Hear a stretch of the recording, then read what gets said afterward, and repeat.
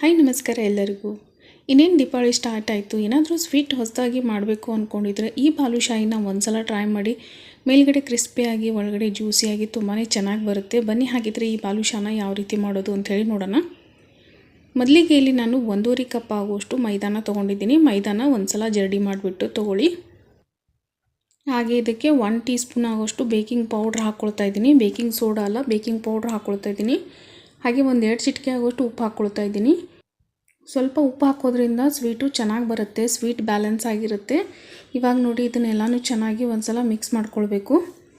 ಇವಾಗ ನೋಡಿ ಇದನ್ನೆಲ್ಲನೂ ಚೆನ್ನಾಗಿ ಮಿಕ್ಸ್ ಮಾಡಿದ್ಮೇಲೆ ಇದಕ್ಕೆ ಒಂದು ಅರ್ಧ ಕಪ್ ಆಗುವಷ್ಟು ತುಪ್ಪ ಹಾಕ್ಕೊಳ್ತಾ ಇದ್ದೀನಿ. ನೀವು ತುಪ್ಪ ಇಲ್ಲ ಅಂದರೆ ಡಾಲ್ಡಾನ ಹಾಕ್ಕೊಳ್ಬೋದು. ತುಪ್ಪ ಅಥವಾ ಡಾಲ್ಡಾ ಎರಡರಲ್ಲಿ ಒಂದನ್ನು ಹಾಕ್ಕೊಳ್ಳಿ. ಎಣ್ಣೆ ಹಾಕ್ಲಿಕ್ಕೆ ಹೋಗಬೇಡಿ, ಅಷ್ಟು ಚೆನ್ನಾಗಿ ಬರಲ್ಲ. ಇಲ್ಲಿ ನಾನು ತುಪ್ಪನ ಬಿಸಿ ಮಾಡಿಲ್ಲ, ಹಾಗೇ ತಣ್ಣಗಿರೋವಂಥ ತುಪ್ಪನೇ ಹಾಕ್ಕೊಂಡಿದ್ದೀನಿ. ಇವಾಗ ನೋಡಿ ಇದನ್ನು ಚೆನ್ನಾಗಿ ಎಲ್ಲನೂ ಮಿಕ್ಸ್ ಮಾಡ್ಕೊಳ್ಬೇಕು. ಮೊದಲಿಗೆ ಸ್ಪೂನಿಂದನೇ ಮಿಕ್ಸ್ ಮಾಡ್ಕೊಳ್ಳಿ. ಇವಾಗ ನೋಡಿ ಸ್ಪೂನಿಂದ ನಾನು ಎಲ್ಲನೂ ಮಿಕ್ಸ್ ಮಾಡಿ ಆದಮೇಲೆ ಕೈಯಿಂದನೇ ಮಿಕ್ಸ್ ಮಾಡ್ಕೊಳ್ಬೇಕಾಗತ್ತೆ. ಪೂರ್ತಿ ಹಗುರವಾಗಿ ಮಿಕ್ಸ್ ಮಾಡ್ಕೊಳ್ಳಿ. ತುಪ್ಪ ಮತ್ತು ಮೈದಾ ಎಲ್ಲ ಚೆನ್ನಾಗಿ ಕೋಟ್ ಆಗಬೇಕು. ಇದೆಲ್ಲನೂ ಚೆನ್ನಾಗಿ ಮಿಕ್ಸ್ ಮಾಡಿದ ಮೇಲೆ ನಾವು ಕೈಯಿಂದ ಈ ರೀತಿ ಮುದ್ದೆ ಮಾಡಿ ನೋಡಿದಾಗ ಮೈದಾ ಈ ರೀತಿ ಉಂಡೆ ಆಗಬೇಕು.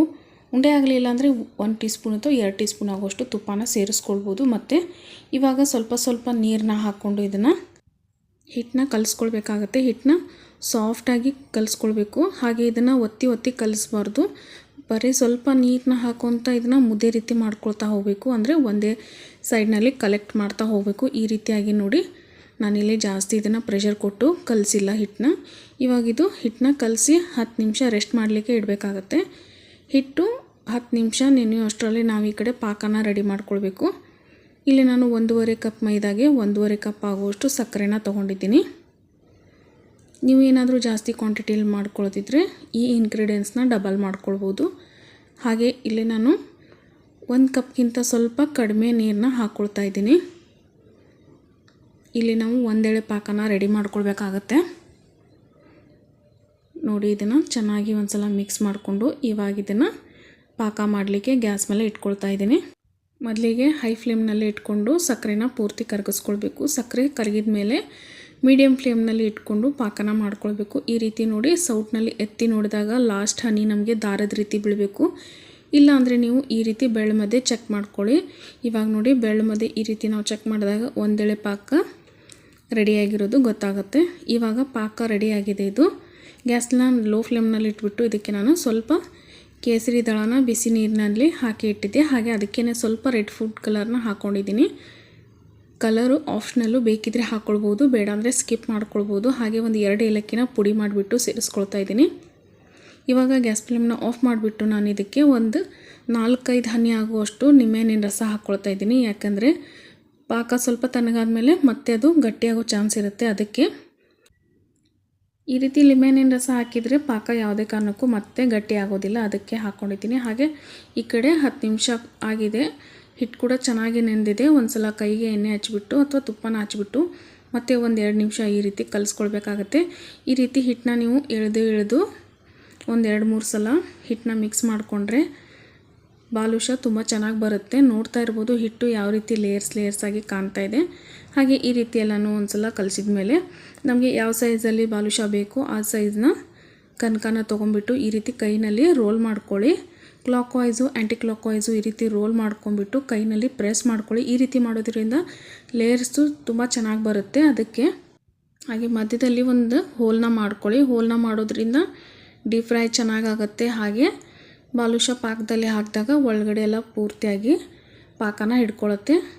ಸೊ ಇದೇ ರೀತಿ ಎಲ್ಲನೂ ಬಾಲುಷಾನ ರೆಡಿ ಮಾಡ್ಕೊಳ್ಬೇಕಾಗತ್ತೆ. ಒಂದು ಸಲಕ್ಕೆ ಎಷ್ಟಾಗುತ್ತೆ ಅಷ್ಟನ್ನು ರೆಡಿ ಮಾಡ್ಕೊಳ್ಳಿ. ಇವಾಗ ನೋಡಿ ನಾನಿಲ್ಲಿ ಒಂದು 5-6 ಬಾಲುಷಾನ ರೆಡಿ ಮಾಡ್ಕೊಂಡಿದ್ದೀನಿ. ಪೂರ್ತಿ ಒಮ್ಮೆ ಮಾಡಿಬಿಟ್ಟು ಮೇಲ್ಗಡೆ ಗಾಳಿಗೆ ಇಟ್ಕೊಳ್ಬೇಡಿ. ನಾನೀಗ ಡೀಪ್ ಫ್ರೈ ಮಾಡ್ಕೊಳ್ತಾ ಇದ್ದೀನಿ. ಇದನ್ನು ಈ ಬಾಲುಷಾ ಡೀಪ್ ಫ್ರೈ ಮಾಡ್ಕೊಳ್ಳಿಕ್ಕೆ ರೆಡಿ ಮಾಡ್ಕೊಂಡಿದ್ದೀನಿ. ಹಾಗೆ ಎಣ್ಣೆ ಕೂಡ ಇವಾಗಲೇ ಜಸ್ಟ್ ನಾನು ಗ್ಯಾಸ್ನ ಆನ್ ಮಾಡ್ಕೊಂಡಿದ್ದೀನಿ. ಯಾಕಂದರೆ ಇದಕ್ಕೆ ಜಾಸ್ತಿ ಎಣ್ಣೆ ಬಿಸಿ ಆಗಿರಬಾರ್ದು. ಮೊದಲಿಗೆ ನೋಡ್ತಾ ಇರ್ಬೋದು ಉಗುರು ಬೆಚ್ಚಗಿರೋ ಎಣ್ಣೆ ಇದೆ. ಇದರಲ್ಲಿ ನಾನು ಬಾಲುಷಾನ ಹಾಕ್ಕೊಂಡಿದ್ದೀನಿ. ಇದನ್ನು ಹಾಕಿದ ತಕ್ಷಣ ಇಮಿಡಿಯೇಟಾಗಿ ಟಚ್ ಮಾಡಲಿಕ್ಕೆ ಹೋಗಬೇಡಿ. ಒಂದು 5 ನಿಮಿಷ ಹಾಗೇ ಬಿಟ್ಬಿಡಿ. ಅದು ತಾನಾಗಿಯೇ ಫ್ರೈ ಆದಂಗೆ ಮೇಲ್ಗಡೆ ಬರ್ತಾ ಇರುತ್ತೆ. ಇವಾಗ ನೋಡ್ತಿರ್ಬೋದು ಸೈಜ್ ಕೂಡ ಡಬಲ್ ಆಗಿದೆ. ಹಾಗೆ ಮೇಲ್ಗಡೆ ಬಂದಿದೆ.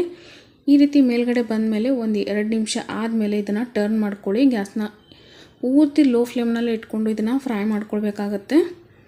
ಇವಾಗ ನೋಡಿ ಇದನ್ನು ಟರ್ನ್ ಮಾಡ್ಕೊಳ್ತಾ ಇದ್ದೀನಿ. ತುಂಬಾ ಟೇಸ್ಟಿಯಾಗಿ ಬರುತ್ತೆ. ಖಂಡಿತವಾಗ್ಲೂ ನೀವು ಇದನ್ನು ಒಂದ್ಸಲ ಟ್ರೈ ಮಾಡಿ, ಹೆಲ್ದಿಯಾಗಿರುತ್ತೆ ಮನೆಯಲ್ಲೇ ಮಾಡಿದಾಗ. ಇವಾಗ ನೋಡಿ ಇದನ್ನು ಪೂರ್ತಿಯಾಗಿ ನಾವು ಗೋಲ್ಡನ್ ಕಲರು ಫ್ರೈ ಮಾಡ್ಕೊಳ್ಬೇಕಾಗತ್ತೆ. ಯಾರೆಲ್ಲ ಚಾನಲ್ನ ಹೊಸದಾಗಿ ನೋಡ್ತಾ ಇದ್ದೀರಾ ಚಾನಲ್ನ ದಯವಿಟ್ಟು ಸಬ್ಸ್ಕ್ರೈಬ್ ಮಾಡ್ಕೊಂಡು ನೋಡಿ. ವಿಡಿಯೋ ಇಷ್ಟ ಆದರೆ ಲೈಕ್ ಮಾಡಿ, ಹಾಗೆ ನಿಮ್ಮ ಫ್ಯಾಮಿಲಿ ಫ್ರೆಂಡ್ಸ್ ಜೊತೆನೂ ವಿಡಿಯೋಗಳನ್ನ ಶೇರ್ ಮಾಡ್ಕೊಳ್ಳಿ. ಅವರು ಕೂಡ ನೋಡಿಬಿಟ್ಟು ವಿಡಿಯೋ ಇಷ್ಟ ಆದರೆ ಲೈಕ್ ಮಾಡಲಿ, ಹಾಗೆ ಸಪೋರ್ಟ್ ಮಾಡಲಿ. ಇವಾಗ ನೋಡಿ ಇದನ್ನು ಪೂರ್ತಿಯಾಗಿ ನಾವು ಗೋಲ್ಡನ್ ಕಲರು ಫ್ರೈ ಮಾಡ್ಕೊಳ್ಬೇಕಾಗತ್ತೆ. ಇವಾಗ ನೋಡಿ ಇದು ಪೂರ್ತಿಯಾಗಿ ಚೆನ್ನಾಗಿ ಫ್ರೈ ಆಗಿದೆ. ಇದನ್ನು ನಾವು ತೆಗೆದುಬಿಟ್ಟು ಇಮಿಡಿಯೇಟಾಗಿ ಪಾಕಕ್ಕೆ ಹಾಕ್ಕೊಳ್ಬೇಕಾಗತ್ತೆ. ಪಾಕ ಏನಾದರೂ ತಣ್ಣಗಾಗಿದ್ದರೆ ಅದನ್ನು ಮತ್ತೆ ನಾವು ಸ್ವಲ್ಪ ಉಗುರು ಬೆಚ್ಚಗೆ ಮಾಡ್ಕೊಳ್ಬೇಕಾಗತ್ತೆ. ಪೂರ್ತಿಯಾಗಿ ಬಿಸಿ ಮಾಡ್ಕೊಳ್ಬೇಡಿ, ಸ್ವಲ್ಪ ಉಗುರು ಬೆಚ್ಚಗಾದರೆ ಸಾಕು ಪಾಕ. ಇವಾಗ ನೋಡಿ ನಾನು ಸ್ವಲ್ಪ ಇದನ್ನು ಉಗುರು ಬೆಚ್ಚಗೆ ಮಾಡ್ಕೊಂಡಿದ್ದೀನಿ. ಹಾಗೆ ಇಮಿಡಿಯೇಟಾಗಿ ಫ್ರೈ ಮಾಡಿರುವಂಥ ಬಾಲುಷಾನ ಇದರಲ್ಲಿ ಹಾಕ್ಕೊಳ್ಳಿ. ಹಾಕಿದ ಮೇಲೆ ಒಂದು ಸಲ ಇದನ್ನು ಟರ್ನ್ ಮಾಡ್ಕೊಳ್ಬೇಕಾಗತ್ತೆ. ಇವಾಗ ನೋಡಿ ಇದನ್ನ ಟರ್ನ್ ಮಾಡ್ಕೊಳ್ತಾ ಇದ್ದೀನಿ. ಪಾಕದಲ್ಲೂ ಕೂಡ ಜಾಸ್ತಿ ಹೊತ್ತು ಬಿಡೋದು ಬೇಡ, ಟೋಟಲಾಗಿ 4 ನಿಮಿಷ ಬಿಡಬೇಕಾಗತ್ತೆ. ಒಂದು ಸಲ ಟರ್ನ್ ಮಾಡಿಬಿಟ್ಟು 2 ನಿಮಿಷ ಬಿಡಬೇಕಾಗತ್ತೆ. ಹಾಗೆ ಮತ್ತೊಂದು ಸಲ ಟರ್ನ್ ಮಾಡಿ 2 ನಿಮಿಷ ಬಿಡಬೇಕಾಗತ್ತೆ. ಪೂರ್ತಿ ಜಾಸ್ತಿ ಹೊತ್ತು ಬಿಟ್ಟಷ್ಟು ಪೂರ್ತಿ ಸಾಫ್ಟ್ ಆಗಿಬಿಡುತ್ತೆ. ಬಾಲುಷಾ ಅಂದರೆ ಮೇಲ್ಗಡೆ ಕ್ರಿಸ್ಪಿ, ಒಳಗಡೆ ಜ್ಯೂಸಿಯಾಗಿರಬೇಕಾಗತ್ತೆ. ನೋಡಿ ಈ ಕಡೆ ನಾನು ಇನ್ನೊಂದು ಬ್ಯಾಚ್ ಕೂಡ ಫ್ರೈ ಮಾಡ್ಕೊಳ್ತಾ ಇದ್ದೀನಿ. ಮತ್ತೆ ಎಣ್ಣೆ ಬಿಸಿಯಾಗಿರೋದು ಮತ್ತೆ ಪೂರ್ತಿ ಬೆಚ್ಚಗಾಗಬೇಕು, ಅಲ್ಲಿವರೆಗೂ ನಾವು ವೇಟ್ ಮಾಡಿ ಬಾಲುಷಾನ ಫ್ರೈ ಮಾಡ್ಕೊಳ್ಬೇಕಾಗತ್ತೆ. ಸ್ವಲ್ಪ ಪೇಷನ್ಸಿಂದ ಮಾಡ್ಕೊಂಡ್ರೆ ಟೇಸ್ಟಿಯಾಗಿ ಮನೆಯಲ್ಲೇ ಬಾಲುಷಾ ರೆಡಿ ಆಗುತ್ತೆ. ಇವಾಗ ನೋಡಿ 2 ನಿಮಿಷ ಆದಮೇಲೆ ನಾನು ಇದನ್ನು ಮತ್ತೆ ಟರ್ನ್ ಮಾಡ್ಕೊಳ್ತಾ ಇದ್ದೀನಿ. ಇವಾಗ 2 ನಿಮಿಷ ಆದಮೇಲೆ ಇದನ್ನು ನಾನು ಪಾಕದಿಂದ ತೆಗೆದಿಟ್ಕೊಳ್ತಾ ಇದ್ದೀನಿ. ತುಂಬಾ ಚೆನ್ನಾಗಿ ಬರುತ್ತೆ, ಹಾಗೆ ತುಂಬಾ ಈಸಿಯಾಗಿ ಬಾಲುಷಾನ ಮನೆಯಲ್ಲೇ ಮಾಡ್ಕೊಳ್ಬೋದು. ನೀವು ಇದನ್ನು ಮೇಲ್ಗಡೆ ಡಬ್ಬದಲ್ಲಿ ಒಂದು 15 ದಿವಸ 20 ದಿನ ಸ್ಟೋರ್ ಮಾಡ್ಕೊಳ್ಬೋದು. ನಿಮಗೂ ಕೂಡ ಈ ವಿಡಿಯೋ ಇಷ್ಟ ಆಗಿದೆ ಅಂತ ತಿಳ್ಕೊತೀನಿ. ಸಿಂಪಲ್ಲಾಗಿ ಬಾಲುಷಾನ ಯಾವ ರೀತಿ ಮಾಡೋದು ಅಂತ ಹೇಳಿ ತೋರಿಸ್ಕೊಟ್ಟಿದ್ದೀನಿ.